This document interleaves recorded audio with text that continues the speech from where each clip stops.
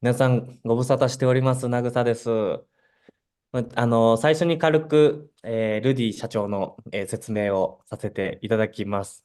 ルディは3年前、2年前から、ウィルスウィングの社長として、活動していまして、今現在、56 years old, right? Yes. ね、56歳。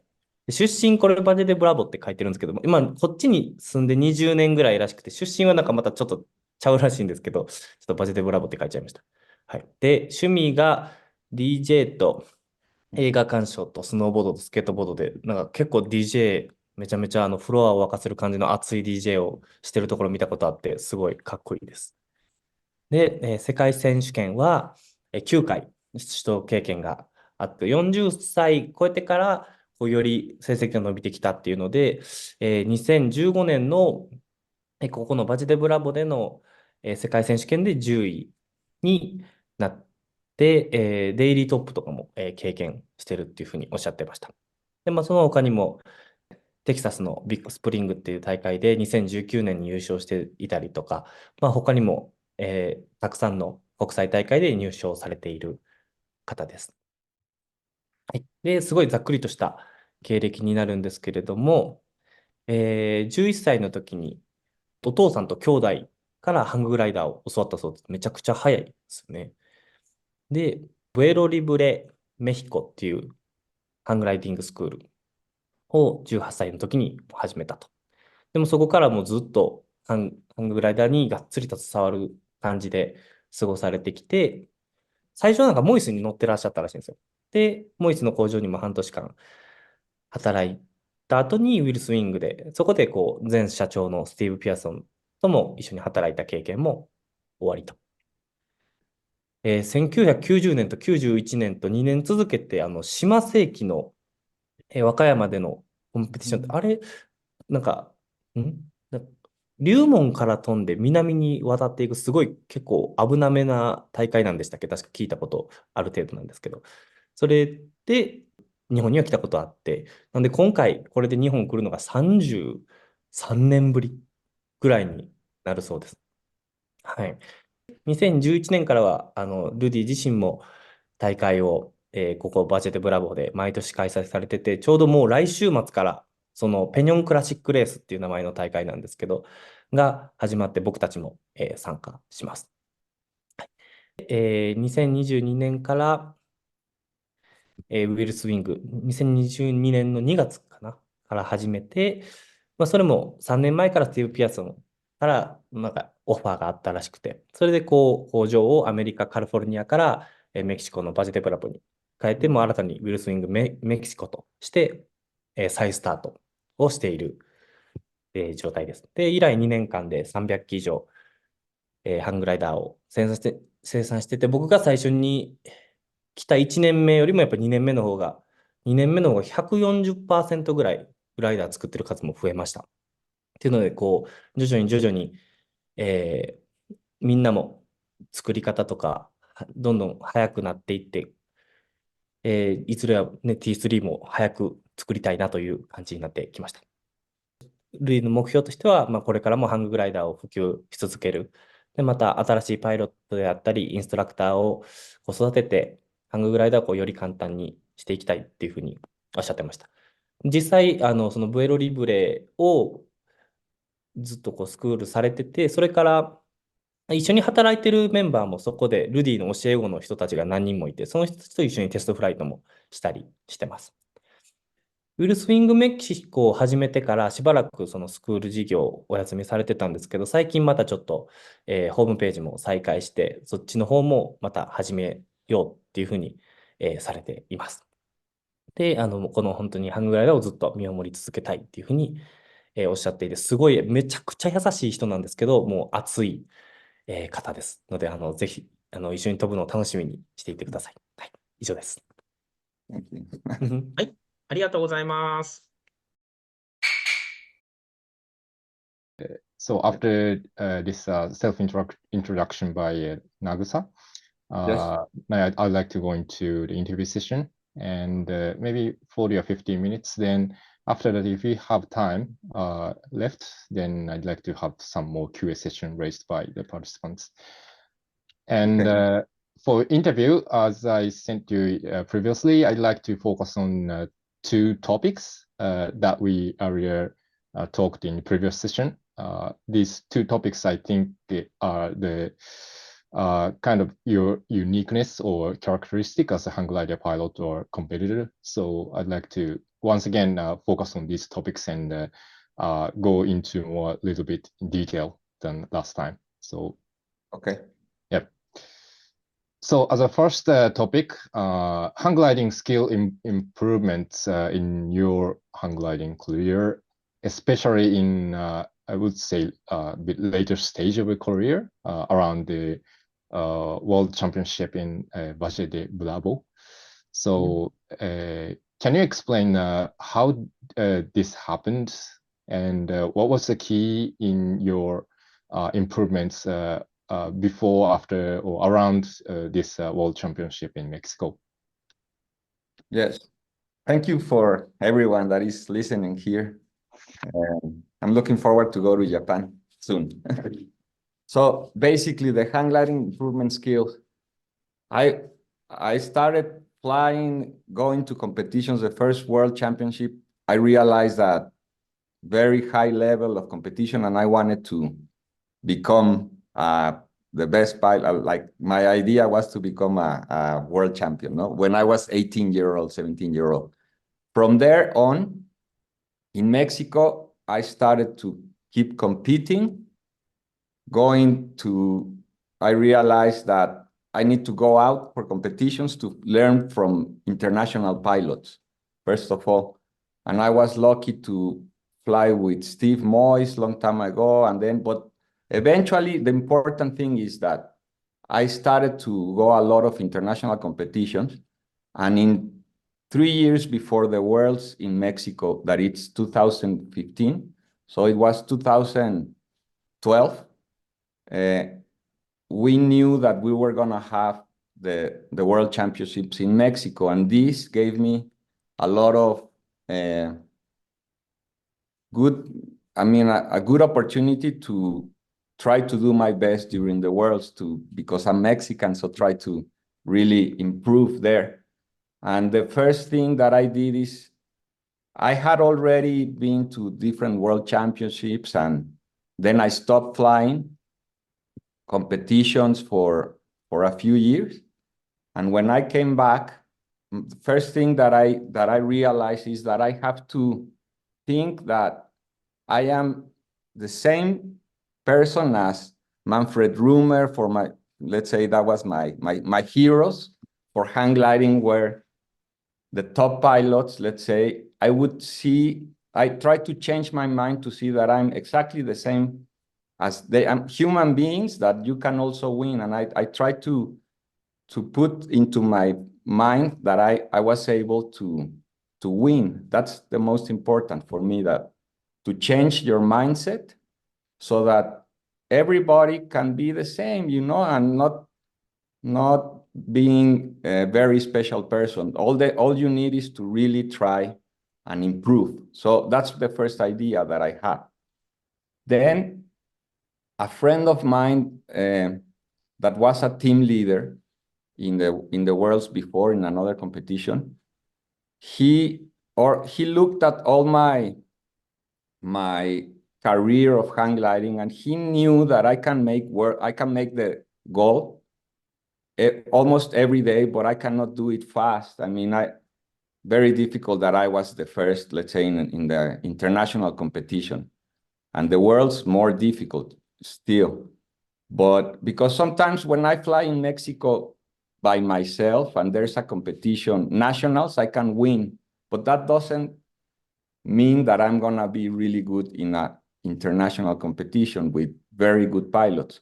So my idea was to start going faster. How can I go faster for making goal? Not only make goal, but make it faster. So basically what I started to do, and my coach told me, is that I should be a little bit more risky in my decisions only, not risky in safety, but in my decisions. Instead of staying in the thermal and waiting to go, just once you are 300 meters before cloud base and the thermal starts to go down little by little, it's time to go, because I am already high above the ground, and the last 300 meters are gonna be slower. So start going, taking chances to find the next thermal, and doesn't matter if there's no one in front, just go. So I started to do that, and it started to work out. But this happened in not very fast. I mean, I would go to a competition in Colombia or somewhere else, and I fly with good pilots, and I started to practice that, and during the Mexican competitions. But eventually, when I went to a competition in Colombia again, and I end up winning the competition. I mean, I went there before, and I was 4th, 5th place, and 1 year just before or a few months before the World Championships, looks like the training was good. So I won that competition in Colombia, and I was starting to feel very, always very positive that I can win, that I'm able to win the competition. And that positive thinking helped me a lot to believe in myself that I can make it. That's very important, that you can, it's possible to win, and you have to have that very important in your mind. And then during the World Championships, I started with that mind, and the first day there was a moment that the World Championships in Mexico, of course. The first day I did very good, and I was feeling, there was a moment I was in front of everyone, and for a while, but I was thinking that I was gonna win, but the pilots are so good. I mean, it was Manfred Rumet, Christian Czech, I think Attila, or I don't remember, someone else, there was a moment that I was ahead of everyone. I didn't see them behind me. And I was 15 kilometers before goal. I thought I was gonna win, and all of a sudden I take a glance, and they pass me in only 5 minutes or 3 minutes before goal. So I started racing with them, and I end up in 2nd place. And from there on, I realized that they are still really good pilots, and maybe I doubt in my mind that I can beat them, because I was already ahead of them, but they are so good pilots. And for the Worlds, you really need to not make any mistake. That's basically, and I tell you, my reality is that I took always good chances, and I was already in their level, which was, for me, very important to realize that I can beat them. And that gave me confidence. But at the end, they started to, very good pilots. So every day I will go down 1 place or 2 places, because the reality is that I don't fly so often, and not so many competitions, and I can beat them, but it's a very difficult part to win the Worlds. And I understand that. I always try to do my best, really, really try to do my best. And if I do everything good, I'm gonna be in the top 10, which is that the reality, that's one of my goals now. But after the Worlds finish, I started to become a better pilot after that. I mean, that competition helped me to improve still my level. So I end up winning in a competition, in international competition, but in USA, that I never did before, which was, for me, I was really happy. And from there on, basically, I am confident. What I try to do is I visualize that I will make goal. When I'm in a competition, I visualize that I will make goal, and I will start good, and I start to see like a pre-flight and I try to really see that I will make goal, and basically that helps me a lot, and try to focus on what's the task and really try to see what's the best option to fly. Basically, from there on, the idea is always to stay positive and make goals.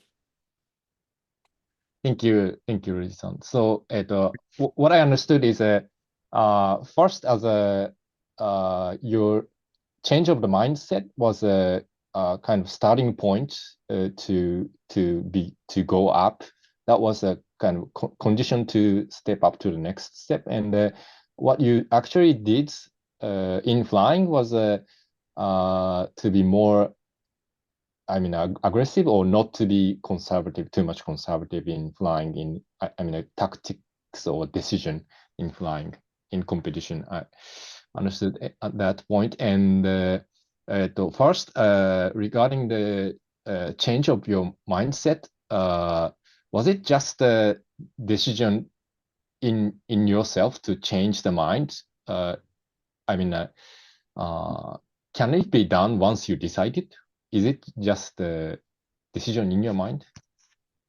So it's a good question, because I had already been to different world championships, and in the beginning I was younger, or I think in my personal story of hang gliding, because that doesn't mean everyone is the same, I had been very slowly improving, not like in 10 years I didn't make it. I make it in 20, 25 years, a lot of time of competitions. And it got to a moment that this change of thinking for me was very important. Maybe if you do it a lot faster, I believe it can help you. But for me, I understood 20 years later, 25 years later, that, and I was really, I think growing as a person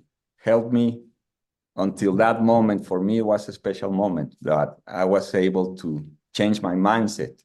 So with that said, that kind of 15 or 20 years of career was also necessary before you do that mindset change, which means maybe it was difficult to do the same mindset change earlier in your career. Yes, for me, yes. In my personal story, yes, but that doesn't mean that you cannot change mindset. Knowing this, and everyone has different story. But what I want to say is that if you want to really become a good pilot, then you really need to be working on that day by day. Maybe before I didn't do that. Maybe it was not a priority to myself. Maybe I thought so, but in the reality, you have to work harder. Like if you want to do it faster, really, really have to believe in that, and just train that you're gonna win. And before that, for me, flying in the competitions was a lifestyle. And of course, I want to win, but I didn't have that strongly change of mindset. So I believe you can do it earlier. Okay. So for your career, the tens of years of career was necessary to do that mindset, but probably some of us can do it faster. I think so. I think Nagasa is trying to do it faster. The same thing faster with the same mindset, I believe. Okay. Yes. And next question is so as you mentioned about the frequency of your flying compared to other top pilots. So just assumption, but if you flew more frequently, then you could better in worlds? Well, there's two things. I used to fly a lot, doing tandems. That was my career, to teach people and do tandems. But in Mexico, it's not so easy to travel. I mean, living in Mexico, instead, I mean, thinking of the way I was making the money from my hang gliding school, not very possible to travel, only once a year maybe. So one thing is flying tandems, and that helped me really good in my physical way. But in the competition thinking, I believe that it's important to do three really good competitions in 1 year or more. And that's really what I think, like the really good pilots, at least if you live in Europe and you go to 3-4 competitions in the summer, that improves. I mean, you are always competing against good pilots. And for myself, I learned to fly alone, totally alone. No, I couldn't. I mean, I had no comparison of really good pilots. That's why I tried to go at least to Texas competition or Colombia and fly with a few good pilots. That doesn't mean that they are all good pilots, but if you compare to the best pilots, it's better to go to Europe or to go to Australia, maybe, like Forbes that you went. So basically, that's what I was meaning, that go to more competitions so that I can be with the good pilots. That's what I was meaning there. It's not that I didn't fly more, I didn't compete more. So 3 good competitions in a year, you mean every year, ideally, right? Exactly. That I think will help me to improve faster. I did from after the Worlds in 2015. I was really happy. I ended up in 10th place. I still was really happy. And from there, I went to more competitions until, let's say, I also went to the next Worlds in Brasilia. And I was able to do two competitions every year before the Worlds instead of 3. But that I started to becoming a little bit better pilot, and now with Wheelswing I stopped flying competitions. But for me, it's important to already know what to do in my mind, I think, or but I still need to practice more. Okay, thank you. Understood. So next, let me jump into some technique side. So when you try not to be conservative, to be specific, how do you decide the timing to leave the thermal or make a pace in competition flights? Is it the change in updraft velocity or anything else? Yes. Very good too. It's important to understand, because I take risky decisions only in a moment of the competition when the conditions are stronger. That doesn't mean. So basically, a mindset for a task of 100 kilometers. It's gonna be a long competition, depending if it's a triangle or, if it's a triangle, could take 3 hours to do that task, or maybe even more.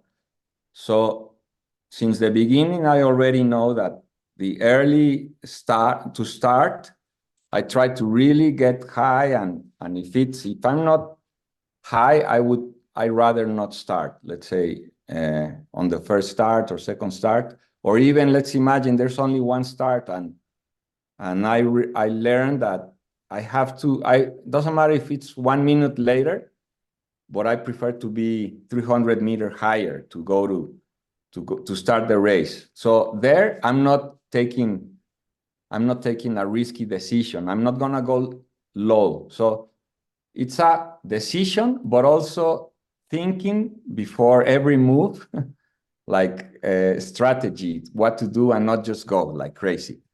Or if there's a traffic and someone goes directly to you, and I try not to to feel that they want to take me out of the thermal.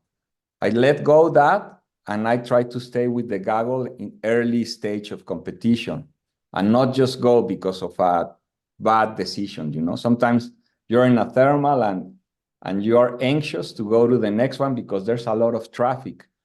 For me, it was very important to really adjust to the traffic in the thermals, because I was in that particular flying in traffic. Normally I fly with 2-3 pilots here, and then flying with 30 pilots in a thermal, for me it's still very difficult to maintain a positive and not anxious decision to leave because of the traffic. So a lot of work during the goggles for me, like be patient, stay with these guys. But if I'm already high and no one is leaving, I go. If I'm 300 meters before the cloud base and thermal starts to go down, I don't doubt. I don't mind if I'm alone in let's say, if I'm the first one leaving the thermal, I go, because I believe that I can find the next thermal. So that's when I start to, that's what I meant, trying to take risky decisions is risky, but good thinking and not just go by, okay, I'm going because this is not good. So I'll try to really think what I'm gonna do. And I have 2 or 3 possibilities. Let's say I see a cloud in front of me and I've been watching the cloud, that it's growing. So I know that I can climb there, but in case I don't climb, there's another cloud to the right, and it's a little bit further, but that's my second chance. So I try to think ahead on the options, what I'm gonna do. And basically, first stage of competition, I fly more patient. I stay with the goggle if possible, because it's earlier. Then the condition starts to get stronger, and that's when I start to race a little bit more. And I try to leave if possible, or in, let's say, another example, people were in front of me and I used a lot my sight to try to really see if they're climbing in front of me, let's say far away.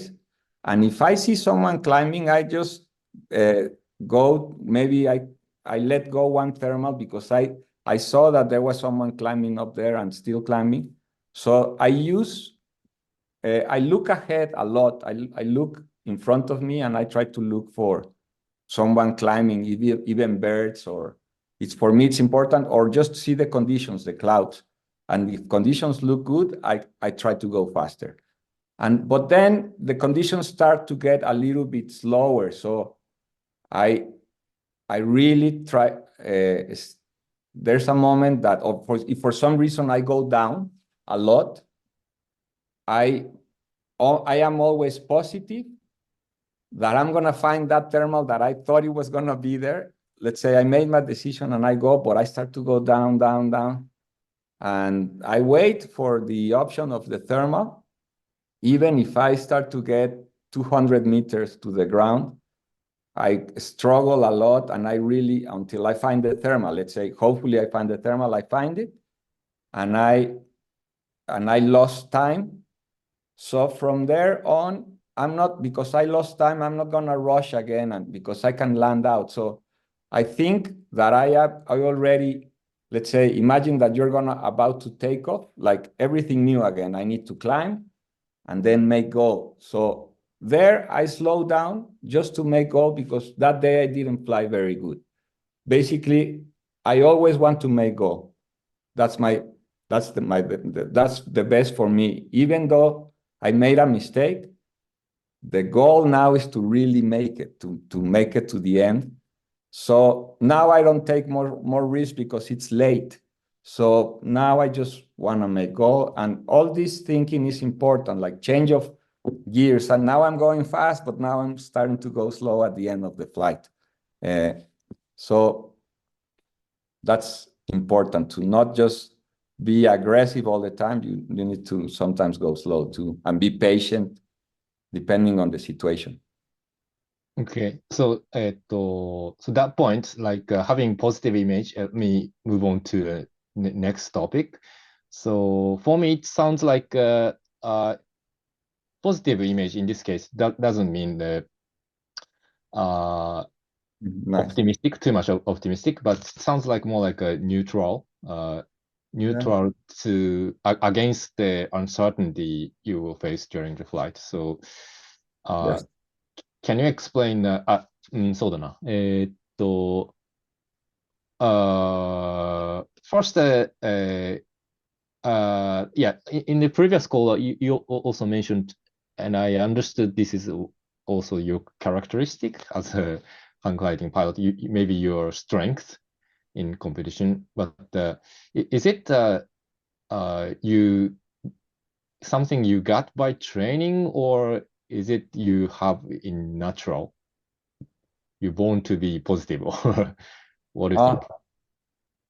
No, well, I think it's both. I believe it's both. I think I'm a little bit natural. I also think that my story since childhood, I used to play football, like football, American football, and since 7-year-old until 11-year-old. And there I end up being a really good player, and the coaches in the moment they teach you to always have like a second effort and try hard and this and this. You're not training football like American, like really a bit aggressive, but also that you can make it, you can make it. So maybe that helped me in my personal story too, that I end up being that I make goal the same, the touchdown, they would say. I will make that, and that kept me of doing it again and always trying to make the touchdown there. And then actually my father turned to hang gliding, and they took me flying. I was watching for 2 years, and when I was 11-year-old, they let me fly, and I did it really good from very low altitude. But for me, it was easy really to learn to fly hang glider. One of the things that I believe helps is to not be afraid. That doesn't mean you need to have respect for hang gliding always, even at this level of competition, everything. First, always have a good takeoff and good landing, and be respectful that we are flying, basically, not being so confident that you forget about doing a good takeoff. But basically, it's important that for me, it has been easy to land good always, to have a good landing. For me, it was not something difficult, and that I think it came natural. So, but I realized I've seen different pilots, like a friend of mine called Daniel Vélez. Maybe you guys know him. Daniel is very clever, and he's very technical, and he knows how to use varios perfectly. I am really bad on the vario. I just receive a new blade, and I cannot even start it. I cannot put it on. But basically, I feel the thermal really good. If I'm flying tandem with you in a thermal, I'm gonna say it's to the right, to the left, it's there, left, right. I mean, I can really feel where the thermal is. That helped me a lot. But I've seen pilots that with time they climb as good as me because there are different techniques and each one has like a different way of climbing on the thermals. For me, it's really natural, and that helps me a lot. But I really have to practice and work hard to improve. So maybe, I don't know if that's I think positive, but still it helps to both things that you say, practice and natural too. So earlier in your career, did you get feared or even panic? Have you ever experienced such in past flight?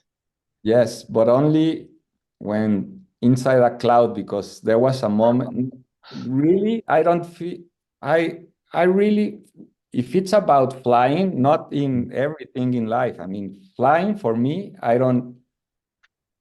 as I say, before taking off my heart, let's say in an exhibition or a new place, or my heart goes fast, and that means that I'm a little bit fearful.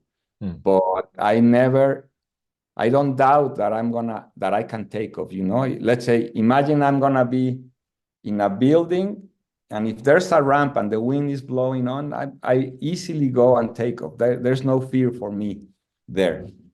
Of course, there's fear if wind is blowing down and you need to take off. I don't fear when I'm flying. I crashed a few times when I was younger, and I never panic in the air, never. Never. Just before crashing, I was controlling, and then crash. And when I flew again, I was not fearful to fly because I love flying. But in one time I got inside a cloud for half an hour, and I couldn't get out. So if I enter clouds, even now, because that happened when I was 15 years old, so a lot, 35, 40 years ago, a long time ago. But I still fear being inside the cloud because I had a trauma that I couldn't get out of the cloud. So that's my fear in flying, not looking, just being inside the cloud. I don't like that. Some friends fly at night in a place that they turn on the lights and with the moon, and I don't like to fly at night. I've landed when the sun goes down during a big cross country, but you can still see a little bit. I don't like to take off at night, and I don't like to fly without looking. That's one of my fears.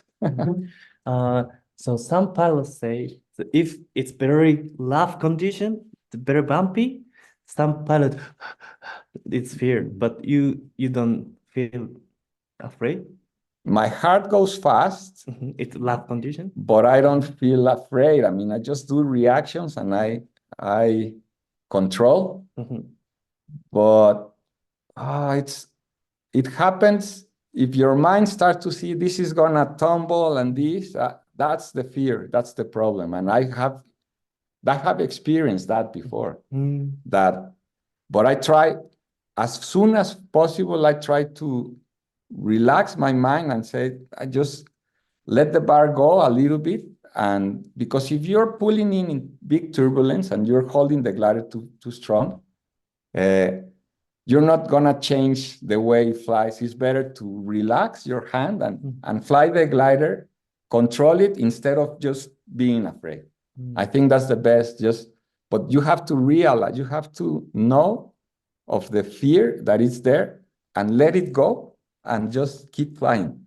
And relax your hands too, because we're holding. And I don't know, all of you guys, when you're flying, you find yourself that you're very tense, putting your feet really strong, and then you're holding very strong. You realize and you relax again. So I learned to relax the strength of how to hold the glider and in my feet on the harness, so that you can fly for 4 hours and not be really tired. Because if you're really tense flying, you will be tired soon.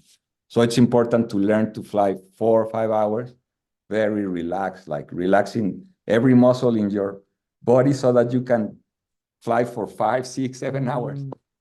That's important too. So it sounds like you're really good at separating the mental reaction and from what you need to do at the moment. So even your heart rate rise up, but still you can do what you need to do. Exactly. That's very good skill, and I myself trying to be similar, especially from the actually I tumbled once from that experience. Yeah, sometimes I feel fear in a bumpy air, but that fear is part of the fear is there are some reason, but part of the fear is a kind of a nonsense fear. So I'd like to remove that fear from my mind. Yes. But do you have any advice how to do that kind of separation and focus on what we need to do? Yes, but only in the last years, like what for me, basically for running wheels wing, because that's, as I say, flying is natural for me. It's all natural, and I learned that long time, let's say, when I was competing with Steve Moyes and other. I learned to be patient in the air. That was when I was young. I was only like trying to say, be patient, and I would read some books about cross country, and yes, it helped to read for me to learn that anxiety is there, and that took some time. But for the past 3 years with Wheelswing, I've been with different apps of how to meditate, and also or meditation a little bit, and also for Wheelswing, it's another one that helps me be confident that the business is gonna go good and all of this. But I apply everything in my life has been hang gliding before, so I learned about competitions and I use it for other things in my life.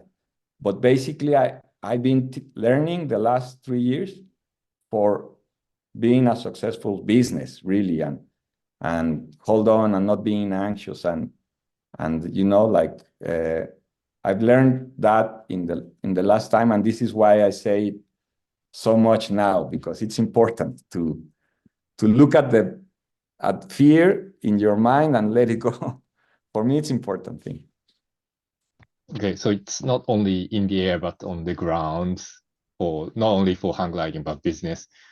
Yes. And what about on the ground during the hang glide competition, like in the walls? Let's say you did the worst flight in the first day, then how do you switch your mind to the next day? Yeah, well, that's basically every day for me. It's the opportunity to try to do my best every day. I mean, and I try to forget the day before, and I try to not look at when.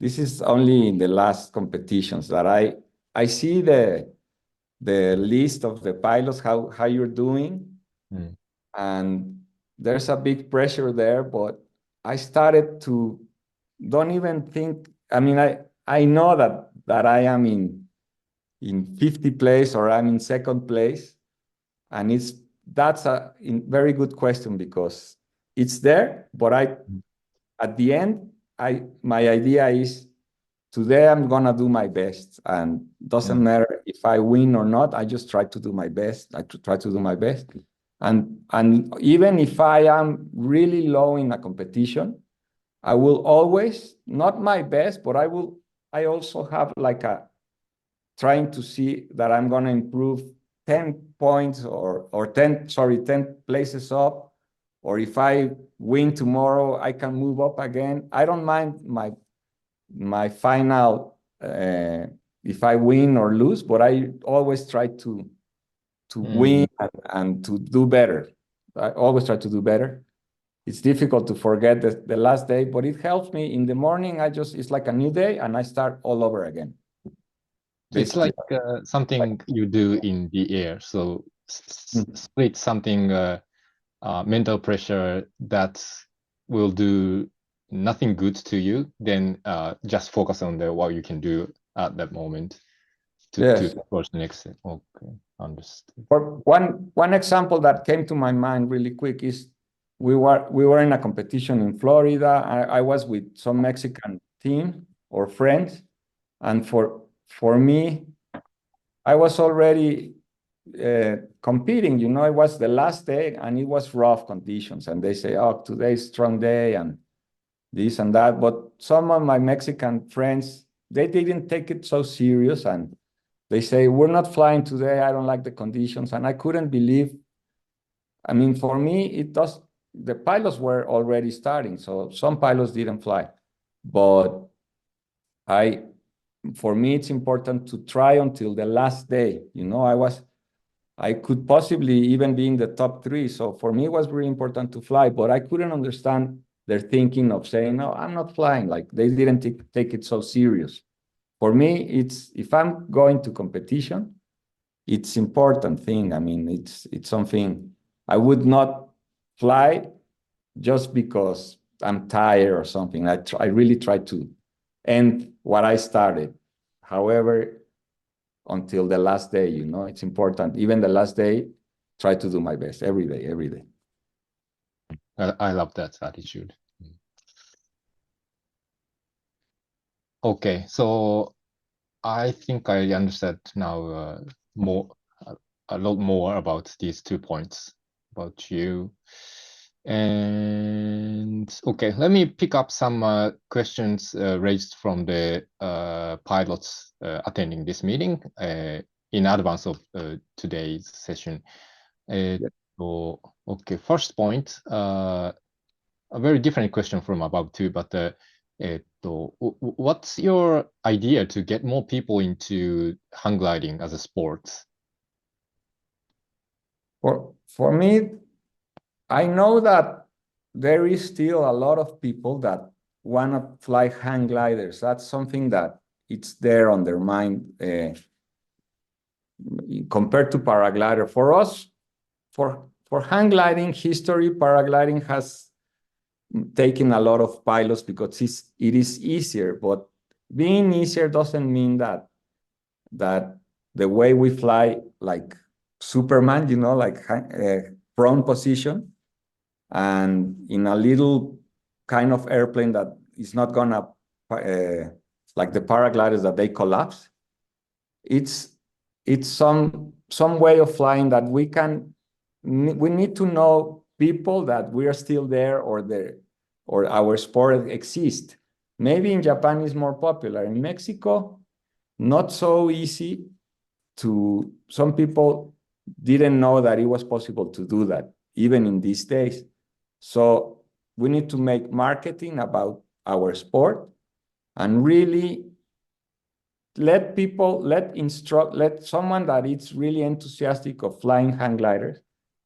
There is an option to explain that you can make a living teaching hang gliding. If you really like this sport, it's possible to make a living. And I try to help us with Wheelswing. I would like to help if there's anyone that wants to teach hang gliding. Let's say the way that I can help is giving like an alpha for their school. If we talk and there's a possibility that they really want to make a living out of that, helping them make that happen, like support somehow that they can continue teaching hang gliding. So basically, there are ways. I like to teach with tandems because you can teach the passenger on your side and you can see how he's flying, and during the air, let him know what I was saying, that relax your hands, you're flying to tens.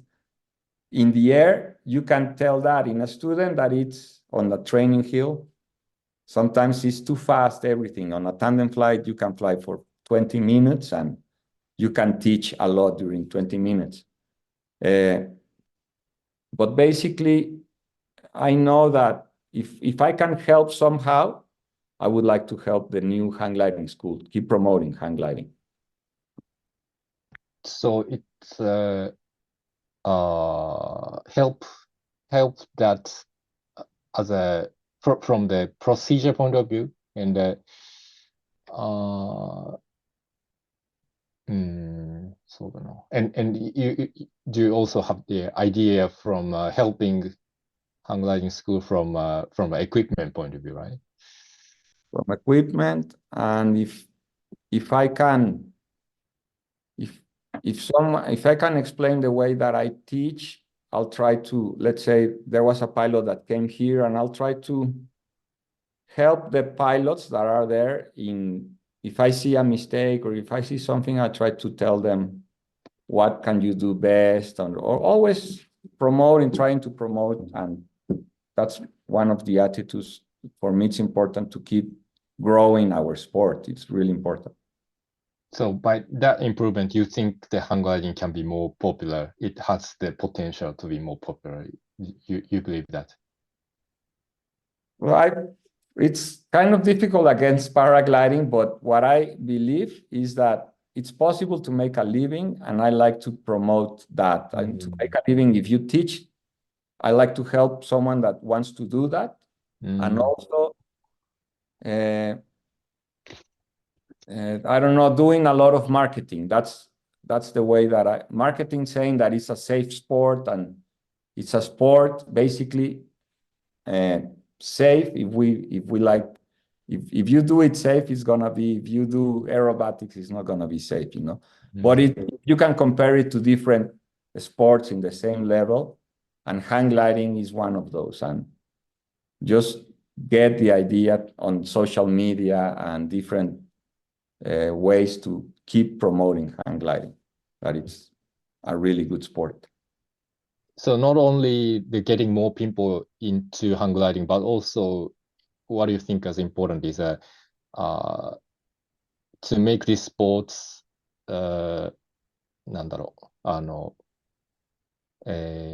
possible to to let the pilots who love this sports to make a living in this sports. That's what you want to do, right? At least, let's say, in a point of view of wheel swing, I like to try that idea, but in different parts of the world. Let's say, for Mexico, China is really far away, and I don't see a lot of Chinese people flying hang glider. But if there's someone that contact me from China with enthusiasm, saying, I like to learn, I like to do this, I will try to concentrate in helping him, because it's not like a crazy idea of going to anywhere. With wheel swing, we receive emails all the time from people from different parts of the world. It's important to concentrate in these people asking that they wanna, because it happens to me, and people ask me, I wanna learn how to make a living out of hang gliding. So there's when I help them. It's not like finding like crazy in social media. There's people asking, and you just help and try to promote with all these people that are different parts of the world that I don't see. Let's say in Singapore, I realized that there's 500 pilots flying there. And for me, this is new. And I need to contact someone from Singapore that at least want to promote wheel swing, but maybe I'll go there once. And I don't care if everyone is flying there, Icaro, Mois, but if there's someone that really wants to keep promoting hang gliding, is the first thing. That's the most important. And I know that there are people flying there. And there is a lot of different countries that you didn't think that they can fly hang gliders, and they are asking from Africa and from here. So there, try to help them and keep promoting hang gliding. It opens everything now with wheel swing, because I realize there's a lot of people that still want to do this sport, and I want to help them. Promoting in this case means providing the equipment, or do you do something else more than that? Yes, providing, let's say, if they want to commit to open a hang gliding school, we can help with let's say, one hang glider and go, or they can come somehow and teach them how to do everything, even how to make money by teaching hang gliding. Okay. So including the method of teaching and also some business model or something. Exactly. Oh, that's great. I didn't know that. Okay, thank you. Another different question. Maybe something to do with. But how did you actually go into the hang gliding manufacturing business? Well, basically, it was an opportunity to me that Steve Pearson called me one day, and he said, "Do you have half an hour to? I want to explain you something." And he said, if I wanted to keep with Wheelswing, it was not something that I decided. He invited me, and I said, yes, of course, I would love to. Instead of thinking, I didn't I should do in competitions, think twice different options. He told me, do you want to keep with Wheelswing? And I said, yes, but I told him, I don't have the money to buy Wheelswing. He says, not a problem.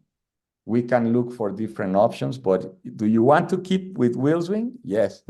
And okay, and we started working. That's how I started, because Steve Pearson asked me. And basically, the other thing is that I've been making a living teaching hang gliding for all my life and promoting hang gliding with tandems. And I am already, let's say over there, I was 53, 54-year-old, and I say, this is a really good opportunity to me to keep being in hang gliding and not trying to do tandems until it's not going to be more possible because I'm too old. So that was a really good opportunity to me to keep in this sport by producing, but it's a different story now. It's a totally new story, which is really good. But that's how I entered. I started selling hang gliders for a lot of years, and then I now producing now the hang gliders has been a really good opportunity and a lot of work, but it's there. And I just learned everything by the history of being there with the hang gliding. I was also working at Moy's for a few years, but not really years. I was, let's say, working at the factory 6 months only, and then working in California 6 months. But sometimes I was there with them for a few years in my early age of hang gliding. So that, and with Wheelswing, they also started sending me gliders to test, before they do the Sport 3 and the T3, they send me a glider, and I would change a little. And Steve Pearson said, please fly it and do different changes. He will tell me how to do the changes, and he wanted my opinion how it flew. So that I think is one of the reasons why Steve Pearson asked me about if I want to continue, because I would give him very good feedback of after flying the Sport, like the prototype of the Sport 3. I will say, no, I think it needs a little bit more tension or whatever. And he liked the way we were communicating back and forth on different ways of feeling how to change the glider. And I think that helped me to be now with Wheelswing. But that's the way it went. So it wasn't like kind of cross-country flying, you can go anywhere and where do you want to go, but it was more like you are already in the competition and task is given and you need to keep flying, get to the goal. Exactly. That's exactly what happened. Yeah. Okay.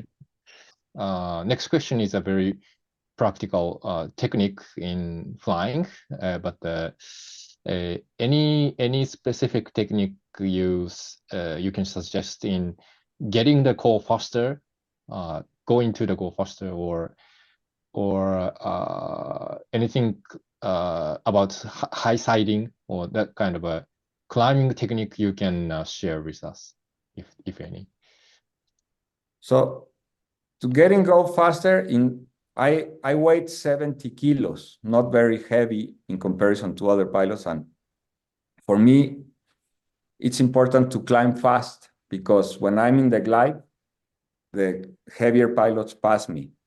So I concentrate in trying to climb as fast as possible. So a lot of concentration in where's the center of the thermal, and always finding the center when possible, because when you're in the goggle, it's very difficult. But always, let's say, even in the goggle, this is why for me it's very important to realize if I'm tense or not, if I'm holding the bar strong.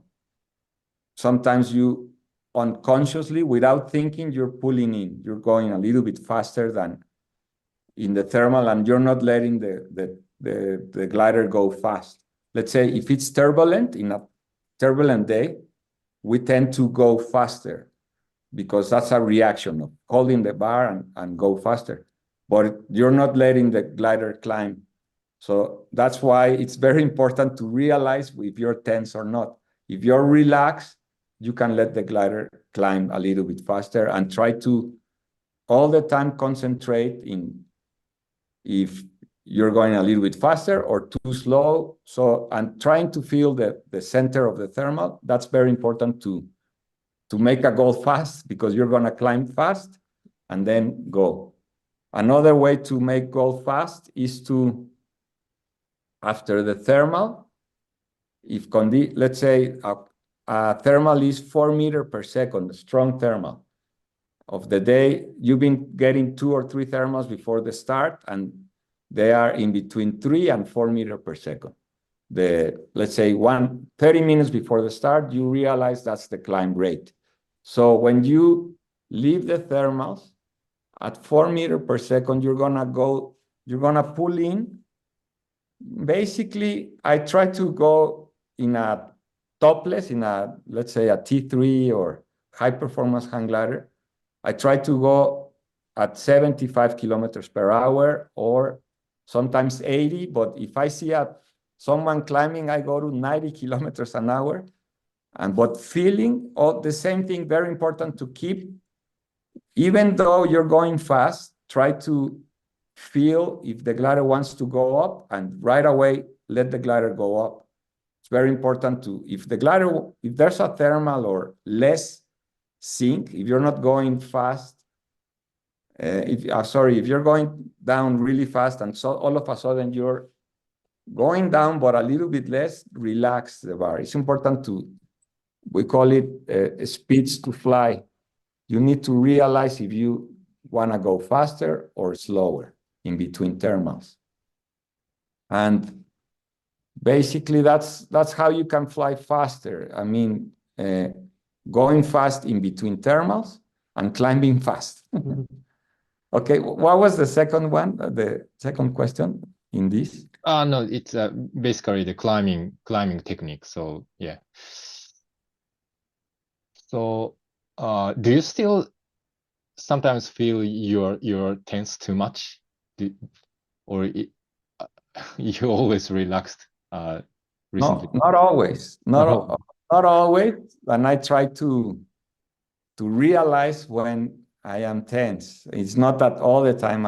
I sometimes it's only knowing when you're getting tense and try to realize that moment. And sometimes it takes time for me to realize. It's not that all the time. That sometimes I'm tense in a strong thermal until I realize, and then when I realize, I let the glider go up, and that's in that moment in the goggle you go a lot faster, you climb faster. But when I am inside the goggle, I'm really tense inside the goggle. I know, but it takes time to realize. It's not something so fast. Yeah. For me, that's, let's say, during the big competitions, I'm tense all the time. It's because here I fly alone, and I don't need to worry about traffic. We fly very few people. But, yeah. Okay, so it's still a challenge for you. Still a challenge for me. To be relaxed in a big competition. Okay. Yeah. And And about the technique, what about gliding? One question we've got is, do you have any specific technique to find and follow the lift line? Yes, that's important. It all depends on the way of the shape of the mountain and the how strong is the wind. And That's when you're flying on mountain range. But maybe what I do is I look at the cloud. When there are clouds, it's really, really good fun, or a lot easier with clouds, because I'm watching the clouds all the time, if they're growing or not, and trying to see which line to take. But when you're taking a line, let's say we're gliding from an external, it's a every moment decision to see if the glider is flying a little bit better to the right or to the left, trying to feel the wings a little bit. If there's some lift from the right wing, I try to move to the right a little bit. And I don't know, it's not easy to explain, but as I say, it's important to let the glider fly. When the glider wants to go up, even if it's a little bit, you let it go up, and then again, try to maintain the energy to keep going faster. And looking at the clouds is really good, but sometimes places that I never flown, and on the barrio, let's say all the time the wind is blowing from the southwest, and you're feeling the thermals, but all of a sudden you see that I'm looking at the barrio sometimes, and then you see that the wind direction change a little bit. So there is something is going on there. If it was from the southwest and now it changed from the east, sometimes places that I never flown, I realize that there's a convergence there or something. I mean, feeling the air, and then you say, okay, but the wind now is different. So for sure, this is a good line. There's a convergence there. But this is, as I say, new places, and you have to really feel the air and check the wind directions. And, it's important to now with the variables, it's easy to realize if there's a change of wind. So knowing where to go because of the wind direction is important. And let's say in Europe, the sun is hitting the mountains, and that's maybe the wind is blowing from the north, but the sun is at the east. So you just go to the mountain, and that's where you climb. It's important to look at all these different things of how to choose your line. It's always feeling the glider a lot and looking at the conditions. Okay, so in gliding also, first relaxing is again the key point. And about the wind direction, I personally, I understand the wind direction is very important, and I myself not very rely on the barrier, but I mostly just feeling, and sometimes it's not very accurate. But you use the barrier more than not only the feeling to get the accurate wind direction. Yes, I mean the wind is not that I'm looking at that all the time, but things that I see is I try to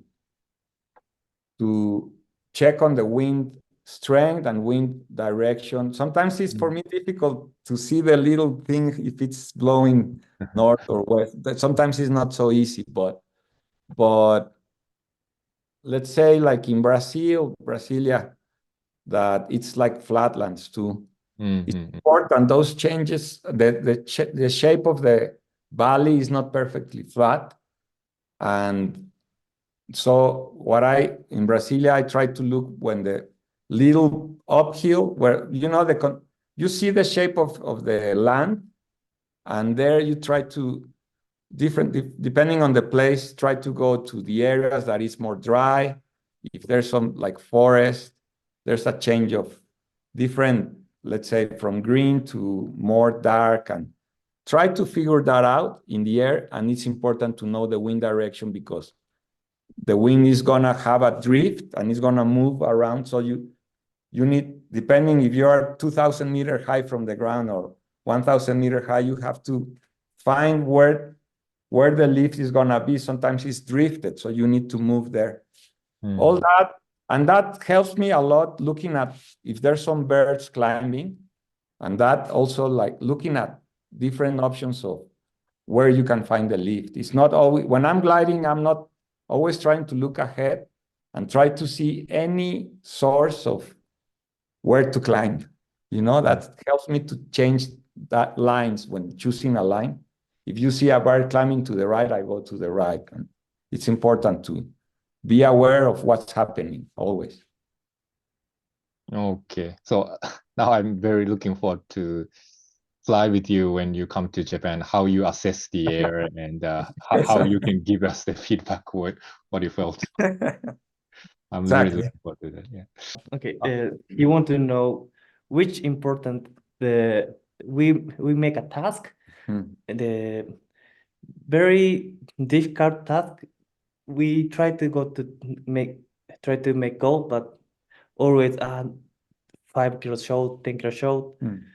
This experience is important, but or more easier task like 30 kilometer, 40 kilometer task, and it can go all the time. It's easier. Which important experience, the difficult task or easier task? Many You have many experience of goals or yes, no, normally when you don't make goal and some other people make goal, that's a kind, when you land, you're not feeling good at all, and because other pilots made goal. And that, what happens to me in that day, I really try to see what was my mistake, why I was not able to make goal, what did I do wrong, what do I do wrong? Because if your ego says, oh, I didn't make goal because VG didn't work or this, and for me, this is a good example about the VG. During the Worlds here, one day Christian Czech made gold, but like in 30th place. And we knew, and people say that the VG broke, but he ended up making gold, even though it was broken. That was not an excuse to say, I'm gonna go land, and because this is not, like, he give up. So I try not to, my ego of saying, oh, I didn't make gold because it was very turbulent. I try to see what was the mistake always. What's the mistake, and try to not do it again next time. So it's important. Okay, I feel bad, I didn't make goal. The next day, I try to do my best and really don't do mistakes there, improve always. Even it might take time to improve, but try to see the mistakes. If we train doing short tasks, it's not, I mean, I'm not afraid if they say today it's a 120-kilometer task. Let's try to do it. You know, it's practice. It's good practice. Whatever you try to do, I mean, if it's a short task, try to do as fast as possible so that other guy, let's say, maybe it's not the best training, but if you have a goal of have a small task, try to do it really fast, you know, like, so it doesn't matter if it's a long or a short task, just try to do always and try to look for the mistakes. That's what I suggest. Either you make goal or not, the point is how do you assess the room of improvements. But Yes. Another question is from this topic is but we often set tasks even in a free flight regularly, and in our home area we have a very various skill of people. So it's a bit difficult to set an appropriate task for all the pilots, but for us as a Japanese competitor community, we maybe difficult to answer, but which is better to set a task with 80% goal or to do just one pilot's in goal task, which I would like to, let's say, it's important that the task committee, and always look for different, let's say, if it's a 6-day competition, one day have a long task and really try to do the best, and really looking for that, give the opportunity to the good pilots to really try their best. But other days,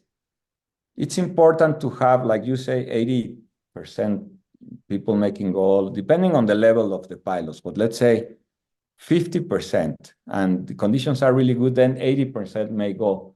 Or sometimes in some competitions, it's good that everyone feels that they make a good. It's important to help all level of pilots, but it depends. Like in a small community of pilots, have different tasks, not always very long ones. So it's good to be with everyone of all the levels. So I would say during the Worlds, even it's a good idea to have one day that more pilots may go, but not every day, you know. It's a mixture to help not help to be in good way with the not so good pilots some days, and some days they can learn from the mistakes, you know. Understood. So we should have various type of task. I mean, yes. Yeah, in different days, different level of tasks that helps our community to grow up for all the levels.